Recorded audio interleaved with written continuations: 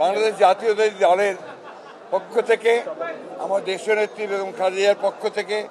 আমার ভারপ্রাপ্ত চেয়ারম্যান জনাব তারেক রহমানের পক্ষ থেকে আমি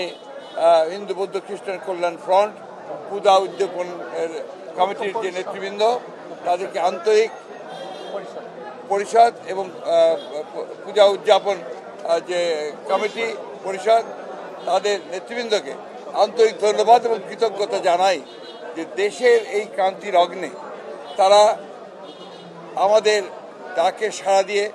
একসাথে আমাদের যে ফ্রন্ট হিন্দু বৌদ্ধ খ্রিস্টান কল্যাণ ফ্রন্ট তার সঙ্গে আমাদের সঙ্গে বসেছেন, মত বিনিময় করেছেন। আমি অত্যন্ত আশাবাদী যে কিছু সংখ্যক দুষ্কৃতিকারী এবং যারা রাজনৈতিক দলের নয়, যারা এই সমাজের শত্রু, যারা বাংলাদেশের ইমেজ নষ্ট করতে চায়, তারা যতই চেষ্টা করুক না কেন এই বাংলাদেশের দীর্ঘকালের এইখানে যে সম্প্রীতি সৌহার্দ্য সমস্ত সম্প্রদায়গুলোর মধ্যে, ধর্মীয় সম্প্রদায়গুলোর মধ্যে, সেটাকে তারা ইচ্ছে করলে 1400-রও বেশি শাখা উপশাখায় দেশের বৃহত্তম ব্যাংক আইএফআইসি করতে পারবে না। এবারও প্রমাণিত হয়েছে যে শত চেষ্টা করেও তারা আমাদের এই সৌহার্দ্য ঐক্য তারা বিনষ্ট করতে পারেনি। আমরা কমিটেড, বিশেষ করে বাংলাদেশ জাতীয়তাবাদী দল, আমরা আমাদের অঙ্গীকার আছে যে আমরা বাংলাদেশে একটা রেইনবো স্টেট নির্মাণ করতে চাই, সকল ধর্ম গোত্র বর্ণ নির্বিশেষে। এবং আমাদের নেতা তারেক রহমান সেই কথাই বিশ্বাস করেন, সেই কথা তিনি বলেন। তারা এর মধ্যে আমাকে বলেছেন তারা অত্যন্ত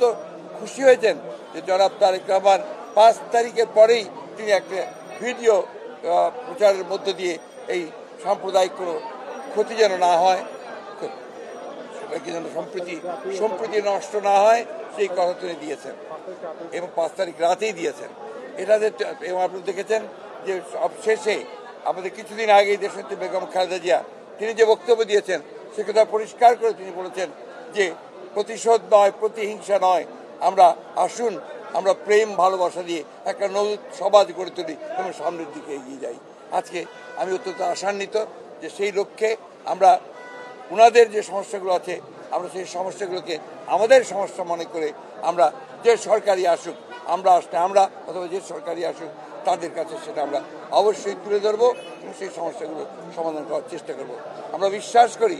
1971 সালের যে চেতনা নিয়ে বাংলাদেশের গণতান্ত্রিক একটা রাষ্ট্র প্রতিষ্ঠার স্বপ্ন নিয়ে আমরা এই দেশকে স্বাধীন করেছিলাম, 24-এর এই বিপ্লবের মধ্যে দিয়ে সেই চেতনাকে আবার প্রতিষ্ঠা করার সুযোগ এসেছে। আমি আহ্বান জানাবো, আসুন আমরা সবাই মিলে একটা গণতান্ত্রিক রাষ্ট্র নির্মাণ করি, আমরা জবাবদিহিতাকে নিশ্চিত করি, সকল ধর্মের বর্ণের মানুষের অধিকারকে আমরা রক্ষা করি। এটাই হোক আমাদের সামনের দিনের লক্ষ্য।